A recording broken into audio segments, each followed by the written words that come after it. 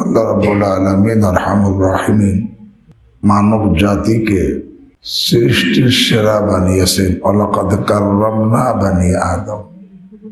তবে এই শ্রেষ্ঠত্ব সম্পূর্ণ আল্লাহর ইবাদতের উপরে নির্ভরশীল। যখন বান্দা আল্লাহর ইবাদত করে তার শ্রেষ্ঠত্ব শুধু ঠিক থাকে না, তার মর্যাদা বাড়তে থাকে। আর যখন বান্দা আল্লাহর ইবাদত থেকে গাফেল হয়ে যায়, আস্তে আস্তে তার ডিমোশন হয়, অবনতি হয়। অবনতি হতে হতে সে পশুর স্তরে চলে যায়। সেই শ্রেষ্ঠ সৃষ্টির সেরা মানুষ পশুর স্তরে চলে যায়। আল্লাহ বলে উলাইকা কাল আনআম। যে মানুষকে বলছেন কাররামনা বানি আদম, যে বনি আদমকে মানুষকে সম্মানী করেছি, সৃষ্টির সেরা বানিয়েছি, সেই মানুষের ব্যাপারে বলেন উলাইকা কাল আনআম। এরা পশু না। পার্থক্য কোথায়? তাদেরও যেরকম দেহ, এদেরও দেহ। পার্থক্য শুধু ইবাদতের। যখন তারা আল্লাহর ইবাদতে গাফেল হয়ে যায় তখন তার অবনতি হতে হতে সে পশুর স্তরে চলে যায়। পশুর মধ্যে আবার স্তর আছে। এক ধরনের পশু আছে তারা শুধু নিজের স্বার্থটা বোঝে, অন্যকে ক্ষতি করাও বোঝে না, উপকার করাও কি বোঝে না, শুধু নিজের স্বার্থটা বোঝে। অন্যের ব্যথা সে ব্যথিত না, অন্যের সুখে সে সুখী না, সে শুধু নিজের স্বার্থ হয়েছে বাস। গরু ছাগল এরা শুধু কি নিজের স্বার্থটা বোঝে।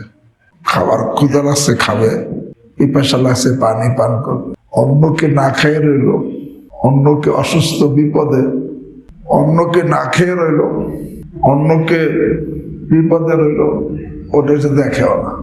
এটা একটা পশু, শুধু নিজের স্বার্থ বোঝে, অন্যের উপকার করাও বোঝে না, ক্ষতি করাও বোঝে না। যেমন গরু ছাগল, এটা এক ধরনের পশু। আর এক ধরনের পশু সে নিজের স্বার্থের জন্য অন্যের উপর জুলুম করে। যেরকম নাকি বাঘ ভাল্লুক সিংহ নিজের স্বার্থের জন্য অন্যের ঘাড় ভাঙে, অন্যের উপর জুলুম করে, বিচার করে। এটা এক ধরনের পশু। আর এক ধরনের পশু আরো মারাত্মক।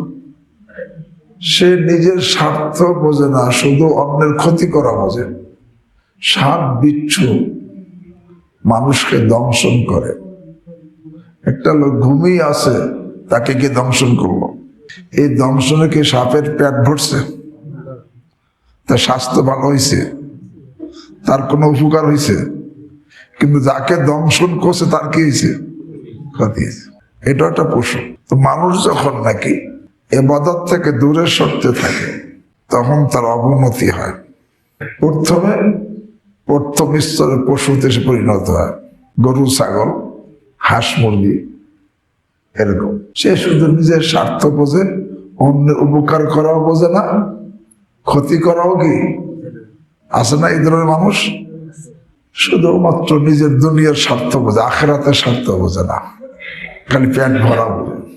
দ্বিতীয় শ্রেণী যখন নাকি সে এরপরও সে ইবাদতে ফেরে না, আরো বেশি ইবাদতে গাফেল থাকে আর নাফরমানি করতে থাকে, আরো তার অবনতি হয়।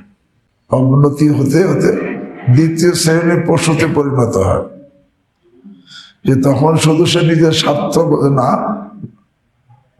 নিজের স্বার্থের জন্য অন্যকে হত্যা করতে দ্বিধা লাগে না, অন্য জিনিস দখল করতে দ্বিধা লাগে না, অন্যের উপর জুলুম করতে দ্বিধা লাগে না। যেরকম নাকি বাঘ ভাল্লুক সিংহ, এটা পশুর নেয়, তবে হিংস্র প্রাণীর নেয়, তাই না? আরো যখন নাকি অবনতি হয়, অবনতি হতে হতে তার এত অবনতি হয়, সে তখন তার অবস্থা এমন হয় শুধু অন্যের ক্ষতি করা বোঝে, নিজের কোনো স্বার্থ বোঝে না। আছে না সেগুলো? যেমন সাপ বিচ্ছু, এরা সকলে পশু। আল্লাহকে উলাইকা কাল আনআম। অন্য হাতে বলেন ইন্না শাররাদ দাওয়াব। শাররাদ দাওয়াব মানে নিকৃষ্ট পশু। আগে কইছে পশু, এখন কয় কি? আল্লাহ বলেন আরে ইন্না শাররাদ দাওয়াব, নিকৃষ্ট পশু। এই শ্রেষ্ঠ মানুষকে বলতেছেন। ইন্না সর্বদাওয়া 21টা পশু। এরপরে বলে যে না, এখন অবস্থা এমন যে পশুর থেকে নিচে নেমে গেছে বালহ মালবল, নিকৃষ্ট পশুর থেকেও নিচে নেমে গেছে। কে বলছেন?